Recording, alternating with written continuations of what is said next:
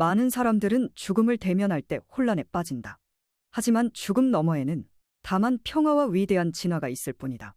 그런데도 왜 사람들은 죽음을 두려워하는가? 그 대답은 간단하다. 만일 사람들이 지상을 떠나는 것이 얼마나 유쾌한지를 알게 된다면 더 이상 여기에 머물려 하지 않을 것이다. 자살이 횡행할 것이다. 그것은 몹시 나쁜 결과를 빚는다. 그래서 사람들은 죽음에 대한 공포를 품고서 이 지상에 내려오는 것이다. 그것은 죽음의 유혹에 이끌려 자살을 범하지 않게끔 하기 위한 자연의 장치이다. 죽음을 두려워하는 것은 정상적인 일이며 우리는 학생들이 학교에 있어야 하는 것처럼 여기 지상에 붙잡혀 있어야 하기 때문이다. 죽음의 순간이 다가오면 마음을 열라. 그리고 당신을 돕고자 애쓰는 사람들이 있다는 사실을 잘 간직하라. 기억하라. 지옥 같은 것은 없다. 영원한 저주 같은 것은 없다. 파괴만을 바라는 복수심 많은 신 같은 것은 없다. 신은 두려워할 대상이 아니다. 신은 선하다. 신은 사랑의 대상이다. 죽음은 선한 일이다. 죽음이 왔을 때 당신은 그것을 두 팔 벌려 반기고 사랑해야 한다. 그렇지만 그때까지는 내가 대우받고 싶은 대로 상대방을 대접하라. 는 황금률에 따라 살아갈 일이다. 롭상난파의 가르침. 롭상난파 지음 이재원 번역. 정신세계사 발행. 오늘은 롭상난파의 가르침 중 죽음의 순간, 은줄, 영혼과 홀령, 유체계와 영계, 기억의 방 심판의 날, 지상에서의 과업과 진화, 아카샤 레코드, 죽음 명상법 등 아주 흥미진진한 내용들을 다뤄보도록 하겠습니다. 꼭 끝까지 시청하시고 삶을 되돌아보는 좋은 시간들 되시길 바랍니다. 죽음의 순간, 은줄, 구름 같은 유체. 죽음의 순간을 자세히 살펴보자. 침대 위에 누워있던 어떤 사람의 호흡이 방금 멈췄다. 그 자리에 투시가가 있다면 그는 사자의 몸 위에 형성되는 희미한 안개 같은 구름을 볼 수 있다. 은줄은 사람마다 그 출구가 제각각이지만 통상적으로는 몸의 배꼽 부위로부터 흘러나온다. 이 구름은 한데 뭉치면서 점차 짙어지고 뚜렷해진다. 죽음의 과정이 진행됨에 따라 그 형태는 갈수록 육체를 닮아간다. 마침내 더 많은 기관이 쇠락함에 따라 그 구름은 더욱 짙어지며 마침내는 기존의 육체와 꼭 닮은 형상이 둥둥 떠 있게 된다. 은줄은 물리적인 육체와 유체를 연결해준다. 그 구름이 바로 유체이다. 점차 은줄은 시들고 가늘어지고 흐릿해지다가 결국 끊어진다. 그제야 그 육체는 진정으로 죽은 것이다. 그제야 그 사자는 비로소 다른 생으로 진화의 다음 단계로 날아간다. 은줄이 베어지고 금빛 주발이 부서질 때까지 유체는 시신 주위를 떠돌면서 자신의 죽음에 관한 사람들의 생각을 읽어낸다. 더구나 시신이 사흘 이내에 화장될 때는 종종 극심한 충격이 유체에도 전해질 수 있다. 그때 유체는 기이하게도 불타는 열기가 아니라 혹독한 추위를 느끼게 된다. 만약 당신이 앞서간 사람을 존중한다면, 그가 사람들로부터 합당한 대우를 받기를 원한다면 죽은 사람의 유체가 시신과 분리되는 데는 사흘이란 시간이 필요함을 꼭 명심해야 한다. 영혼, 홀령, 유령, 기억의 방, 심판의 날, 심판의 방. 이제 우리는 영혼 또는 유체가 육체를 떠나는 단계에 이르렀다. 그 영혼은 다른 홀령들을 만날 수 있는 곳으로 떠났고 거기서 영혼들은 서로를 단단한 실체로서 인식한다. 당신은 소위 유령을 투명한 또는 반투명한 개체로 보게 되는데 이는 육체를 가진 인간보다 유령의 진동수가 높기 때문이다.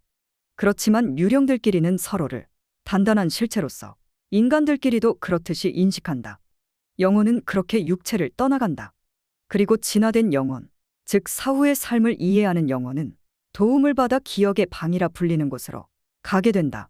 그곳에선 과거 생의 모든 사건이 상영되고 모든 잘못이 점검된다. 어떤 종교에서는 이것을 심판의 날 또는 심판의 방이라고 표현한다. 그러나 우리의 종교관에 따르면 가장 엄중한 심판은 바로 자기 자신에 의한 심판이다. 불행히도 죽은 영혼이 사후의 삶을 믿지 않는 경우도 빈번하다.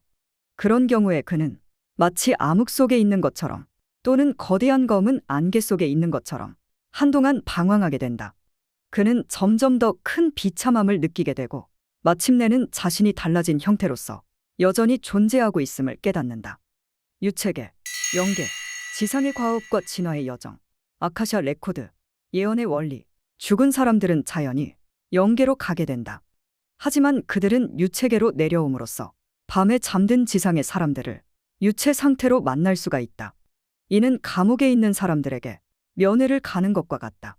영계에 있더라도 때때로 지상에서 어울렸던 친구들과 재회할 수 있다는 사실은 당신에게 꽤 위안이 될 것이다. 그러나 유체계 넘어 영계에서는 오직 마음이 맞는 사람들만을 만날 수 있다는 사실이야말로 더 큰 위안이 되리라. 영계에서 당신은 당신이 혐오하는 사람이나 당신을 혐오하는 사람을 만날 수 없다. 당신은 당신과 서로 끌리는 사람들만을 만난다.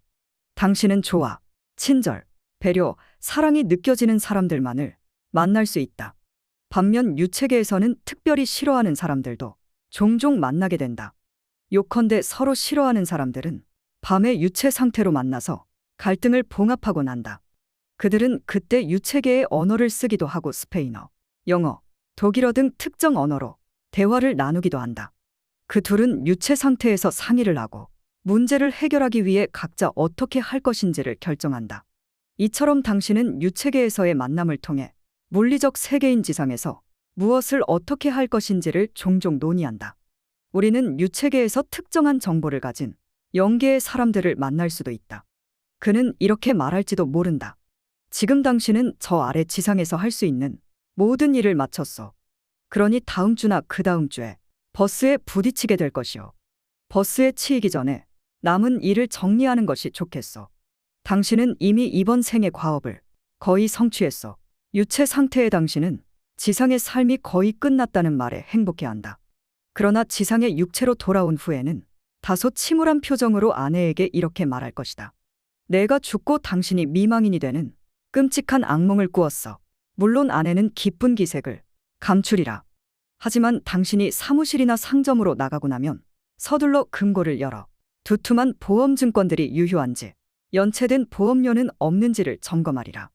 진화 수준이 높은 사람은 이런 식으로 미래를 내다보기도 한다. 그는 유체계를 넘어서 우리가 중심 영계라고 부르는 곳으로 아직 더 좋은 용어를 찾지 못했다 진입한다. 거기서 그는 아카샤 레코드와 확률상의 미래를 열람할 수 있다. 그는 한 개인 또는 한 국가에게 발생할 확률이 높은 일들을 미리 알 수 있다. 물론 몇 시 몇 분에 누구에게 어떤 일이 생길지를 정확히 예견할 수는 없다.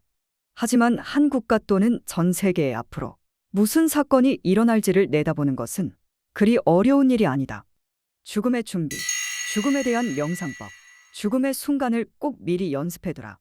우리는 이번 장에서 죽음이라는 주제를 상세히 다루었다. 당신은 죽음을 아주 유쾌한 사건으로 여기는 편이 좋다. 아이들이 학교를 졸업할 때 느끼는 감정처럼 말이다. 그러니 마지막으로 죽음을 어떻게 준비할 것인가를 고려해보기로 하자. 죽음은 결혼과 마찬가지로 기대치가 현실과 일치할수록 더욱 행복한 경험으로 변모한다. 티베트에는 죽음을 다룬 책들이 여러 권 있다. 티벳 사자에서는 동양의 위대한 고전들 중 하나다. 이 책은 육체를 떠나 다음 생으로 여행을 떠나는 영혼에게 일어날 수 있는 모든 일을 아주 상세히 말해준다. 특별한 투시력이 있는 티베트 라마승은 사자의 옆에 앉아서 텔레파시로서 그의 유체와 대화를 나눌 수 있다. 이 책에는 그 모든 것이 자세하게 적혀 있다. 죽을 때 정확히 무슨 일이 일어나는지, 그 느낌은 정확히 어떤 것인지까지 말이다. 이집트인들에게도 이집트 사자의 서가 있다. 그렇지만 당시 이집트 사제들은 독점적인 권력을 원했으므로 여기에 많은 상징물을 도입했다. 호루스, 태양의 신과 오시리스, 죽음과 부활의 신 라던가, 영혼의 무게를 깃털과 함께 양팔 저울에 달아본다거나 하는 식으로 말이다. 그것은 매우 재미있는 이야기지만 실제 사실과는 일치하지 않는다. 이런 가르침을 받은 이집트인들은 죽음을 맞은 후에 그 선입견으로 인해서 실제로 오시리스 신에게서 심판을 받는 등의 기묘한 일들을 마음속에서 겪게 되었다. 마치 영혼이 새처럼 날갯짓하는 것처럼 보였고 고양이의 신인 바스테트를 만나기도 했다. 그렇지만 기억하라. 이는 진실로 나아가기 전에 부서뜨려야 할 우화에 지나지 않는다. 이는 현실을 망각하고 월트 디즈니 동화 속에서 살려고 하는 것과 마찬가지다. 많은 사람들이 특수한 종교 또는 철저한 무신론으로 인한 선입견을 갖고 있다. 그들은 죽음의 순간에 무엇을 기대해야 하는지를 모른다. 그래서 스스로 지어낸 엄청난 환상에 사로잡히거나 더 나쁘게는 무지로 인해 짙은 암흑 속으로 빠져든다. 나는 당신이 아래의 연습을 열린 마음으로 실천해보길 당부한다. 당신이 사후세계를 믿든 믿지 않든 상관없다. 그저 열린 마음으로 아래 내용을 숙고해보라. 언젠가는 도움이 될 것이다. 1시간 또는 2시간 동안 죽음이라는 주제에 관해서 명상하라. 당신은 이 지구를 떠날 차례가 왔을 때 점차 차가워지는, 그리고 불편하기만 한 몸뚱이를 고통 없이 빠져나와서 그 늘어진 육신 위의 구름과 같은 형체를 형성할 것이다. 당신은 그 구름 속에서 한 발 먼저 다음 생으로 떠났던 사랑하는 사람들에게 마음으로써 도움을 요청한다. 텔레파시에 대해서 잘 몰라도 전혀 상관없다. 좀 더 위대한 생을 향해 갈 때 우리는 저절로 그런 능력을 갖게 되니까. 지금으로서는 이 정도로 설명해두는 편이 좋겠다. 죽음의 순간에 먼저 세상을 떠난 사람들 가운데 당신이 가장 사랑하는 사람의 모습을 그려보라. 그리고 그 사람이 당신을 도와주러 나오길 바란다는 생각을 전송하라. 지금 기차를 탈 예정이니 언제쯤 역에 마중을 나와 있으라고 전보를 치는 것과 비슷하다. 그리고 평화 속에 자신을 내맡기라. 당신은 가벼워진 느낌을 받을 것이다. 빡빡하게 옥죄던 방을 벗어났다는 느낌을 받을 것이다. 마음을 열라. 냉소하지 말라. 맹목적으로 믿지 말라. 이성적으로 판단하라. 죽음의 순간에 당신이 해야 할 일들을 미리 연습해두라. 죽어가는 몸을 빠져나와 사후의 삶을 시작하는 과정을 연습해두라. 당신이 가장 사랑하는 사람에게 도움을 어떻게 요청할지 생각해두라.